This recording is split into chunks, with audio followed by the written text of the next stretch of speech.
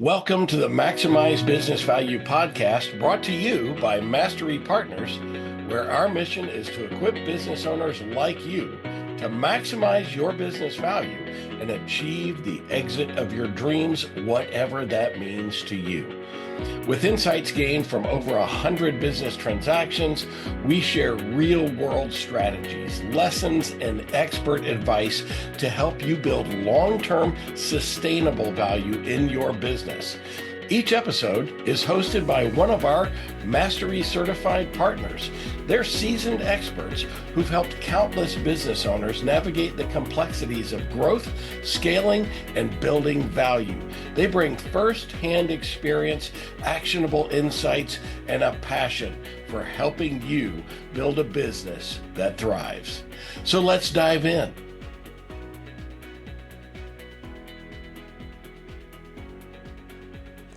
This episode is the second of a two-part release. To hear part one, follow the link below. Thank you for listening to the Maximize Business Value podcast.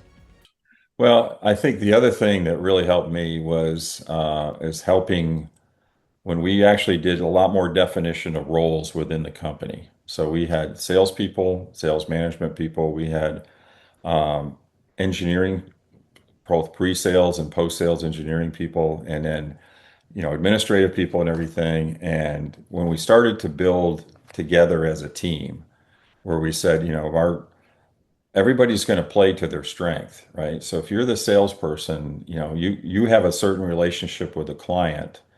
That engineering support person is going to have a different relationship, but we want it where that client respects both of you and what you do for them and how you can help them.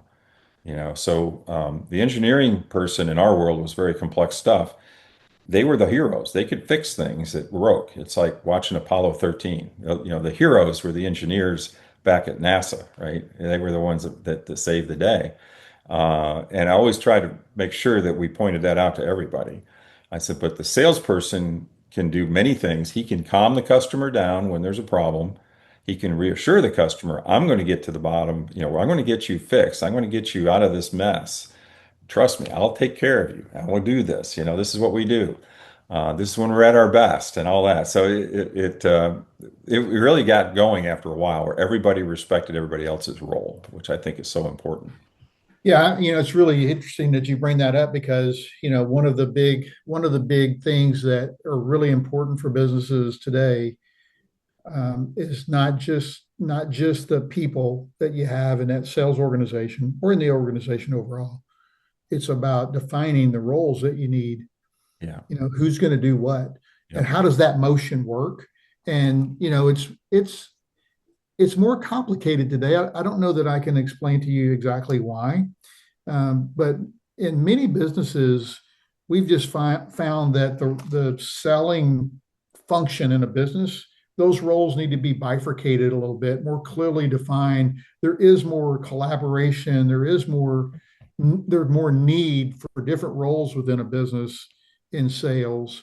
And then when you're in a complex business like technology or construction or some kind of engineering, class, then you've also got to understand how does sales and operations and engineering, how do they interact and how do they play and how do they work with the customer? And ultimately, if you look at the customer, you put yourself in the seat of your customer, your ideal customer, your best customers, and you just think, what do I need to do to serve them best? Whether that's identify them, engage with them for the first time, find an opportunity and work through that process, deliver the right solution, ongoing service or maintenance or whatever those are. If you put yourself in the customer's shoes and then you back up and say, what do we need to do? How do we address our best customers in the most elegant way we possibly can? Yeah. Then you'll start to figure out what those roles and responsibilities are and how you need to bifurcate your organization to be able to serve your customer base. And, in that transition within small organizations is one of the hardest because people have worn multiple hats. They either are wearing multiple hats or they have in the past, and they don't forget that.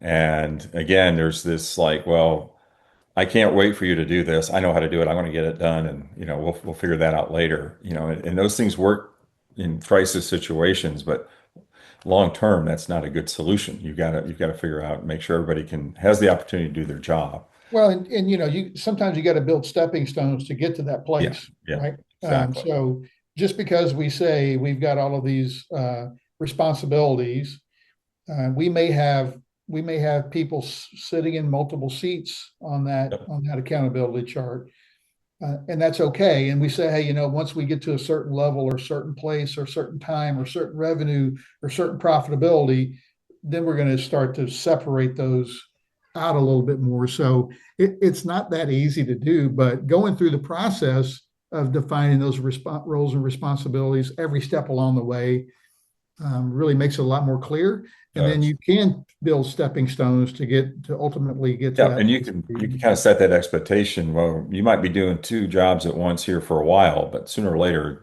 you won't be. So you And kind of sometimes you got to help people understand, okay, when you're doing different roles, you got to switch hats, right? You yeah, got to exactly. wear this hat when you're doing Personality this. change. Yeah.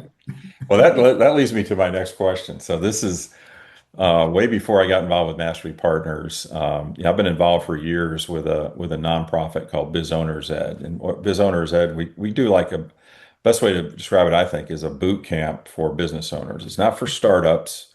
These are for entrepreneurs that have founded and growing a business.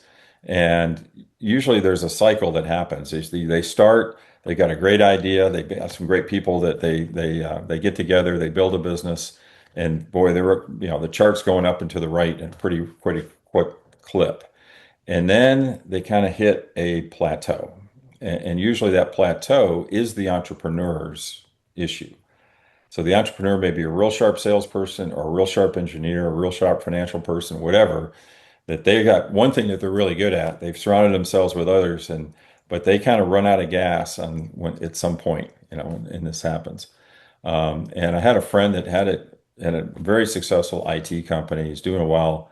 And he basically said, "Man, the biggest challenge I have though is I can't keep salespeople." And I said, "Really?" He said, "Yeah, man, I have tried, and I keep hiring salespeople, and we keep going through all this." And he goes, and I said, "Well, tell me a little bit." I said, "Why do you think they're leaving?" And he says, "I don't know." And I said, "Well, how do you feel about salespeople?" And he says, "Oh, I despise salespeople." He goes, he says, if it were for up to me, if we had a good enough widget, we wouldn't need salespeople. I said, "I think we're getting to the root of the problem." So it was. So how do you communicate with a business leader that didn't grow up in the world of sales and kind of communicate to them how important this is as an aspect of their company? Yeah, that's a great one. That's a great, I've actually seen those scenarios. It's especially with engineers and Yeah, yeah, technology companies. And, I think ultimately, again, it's about going through the process of defining what you need, who's going to do what, and really start to build some trust and confidence. Typically, what you're finding is companies that brought people in, they haven't clearly put them into a process or a system. They haven't really trained them that well. They're of the mindset that everybody needs what we have. Why, gosh, yeah. how can you not sell this? We got the best thing in the market. So I Yeah, mean, yeah. yeah, Um, a monkey but could do it. again, I think if you start with that intentionality and you really start off by, identifying the roles that you need and make sure that you get people who fit in those seats, right? Mm, And that you properly train them. And then you create some accountability and some incremental wins because it depends on the business, but it's not uncommon for it to take 6 months to a year for a salesperson to get up to a run rate that's where they're sure. going to be, right? It's very common, even in short sales cycle companies. So Yeah. it's also setting that, having a realistic expectation of what success is. And True. Yeah. And what and again, they may, if they're an engineer, because I didn't come from an engineering background, but I've been around them my whole life. And they have a different outlook on that. So you have to sometimes dig deep into that. Yeah. yeah, yeah. Again, I think if you figure out how to build those incremental steps to success and learn how to win along the way, Yeah. That realizing that a salesperson is going to take whatever that period of time and be, conservative and be realistic, Sure. but Sure. also you've got to find a way to measure their incremental success. Yeah. Because if you don't do it, then they won't know how to do it. And now nobody knows whether they're winning or losing, and everybody's frustrated. They're frustrated, you're frustrated. So I think it's a complex question that you ask, and there's not one single pat answer. Yeah. But I do believe that it starts with clearly identifying the roles, clearly building out incremental wins, right, and metrics that you can say, I know I'm building to success. Yeah. And then, at the end of the day, it's like anybody else. If this CEO that you're talking about had that same feeling about his programmers, or then Yeah. they would fail too, right? So Sure. we can help people succeed by having the right mindset, and the right system and the right process, the right training, and building confidence in one another along the way. And particularly translating that between divisions of the company, even because I think technical people, they know about process and they know about, the way that you build something, and just translating into on the sales side, it's the same thing. I mean, we still have to define everything that needs to be done. It has to be done in a certain order. We have these check marks along the way that where we measure progress, and then we ultimately get to the right, the result. And just like software, it's not a static thing. You got to keep fine tuning that, obviously, Yeah. but there's a lot in there. I So I think got a too, couple of Dave. last I think questions too, for you. Dave. When companies hire salespeople, sometimes they are short-sighted, Yeah. and they don't really go through enough of a process to make sure they're hiring the right person. Right. So it's really identifying the role, really identifying the ideal candidate to put in that role, truly having an onboarding plan and a training plan. And I also tell business owners all the time, when you can't bat 1,000 when you hire. No. That's just not going to happen in today's world. The other thing is I want to build a process and a system where I know it's 60 days whether I've got the right person or not. Yeah. And in 60 days, if it isn't going well, it's probably just going to get worse. Yep. I've seen that so many times. Now that requires the business to take extreme accountability for that hiring process, for that Mhm. onboarding process, for that training process, for Enablement. the Yeah. right metrics. So, if they don't do that, then you're still guessing.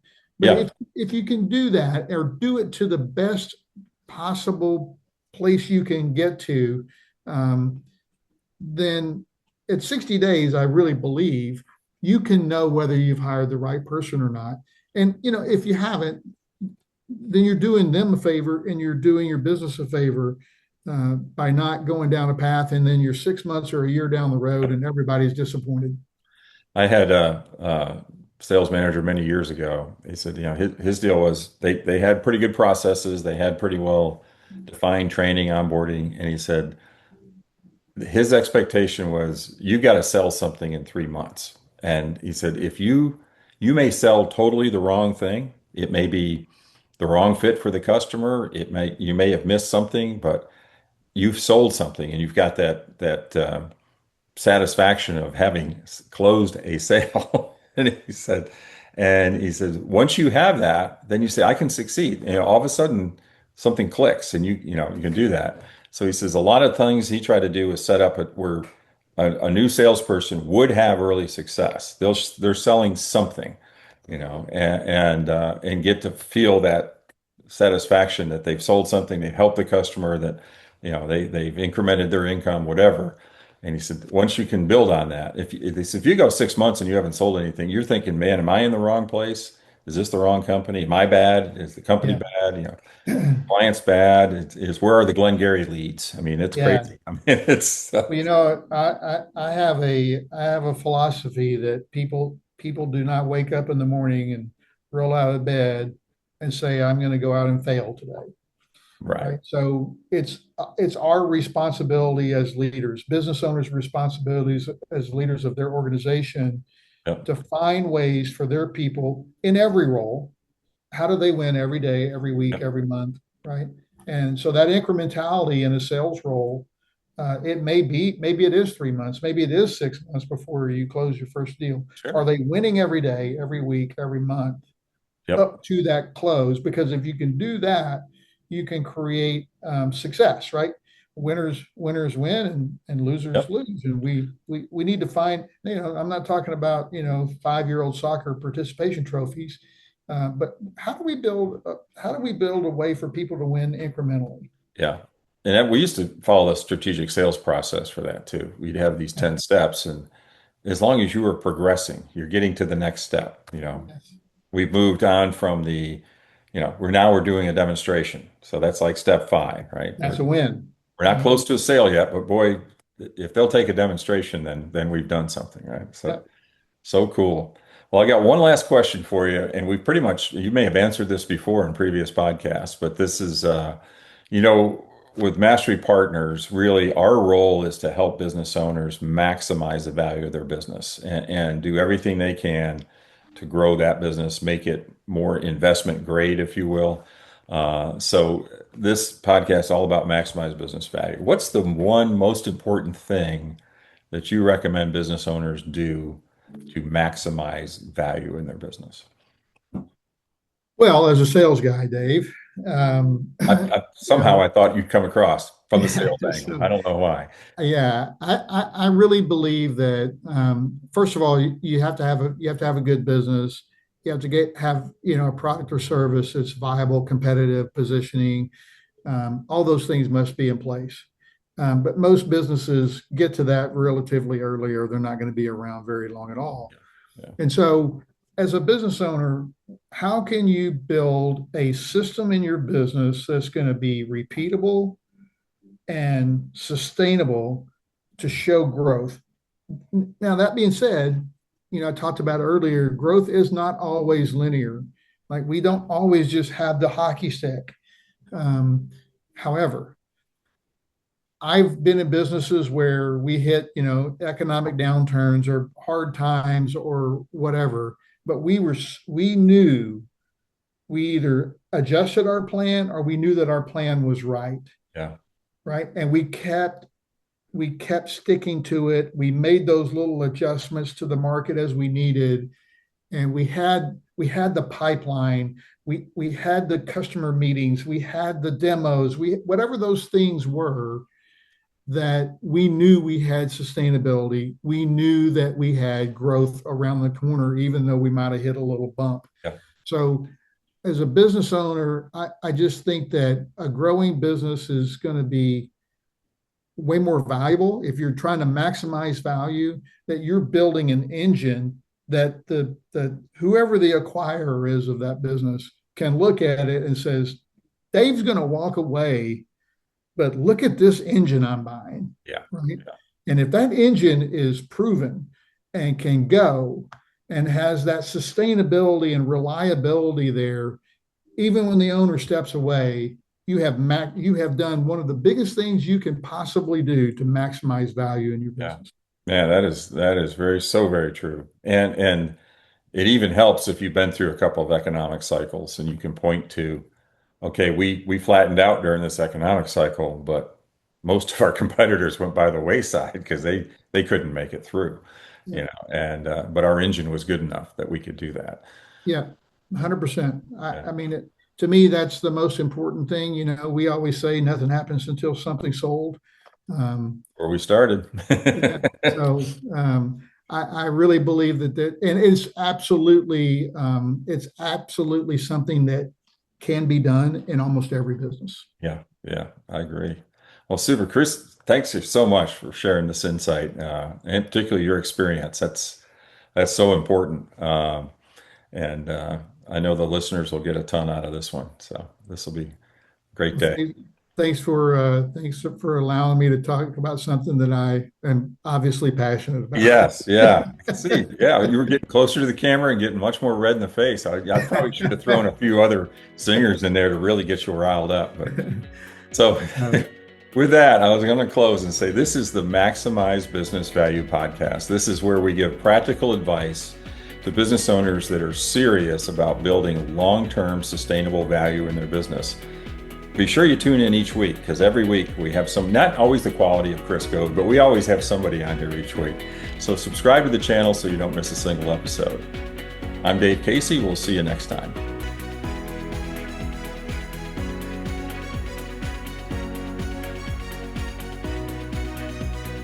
Thanks for joining us for another episode of the Maximize Business Value podcast. I hope today's conversation sparked new ideas on how you can continue driving value in your business. But remember, it's not just about listening. It's about taking massive action. Visit our website, masterypartners.com, for more resources. Grab a copy of any of the books in the Maximize Business Value series on Amazon or via the links below. And don't hesitate to reach out if you want to know how to apply these concepts to your business. So until next time, I'm Tom Bronson, reminding you to relentlessly execute while you maximize business value.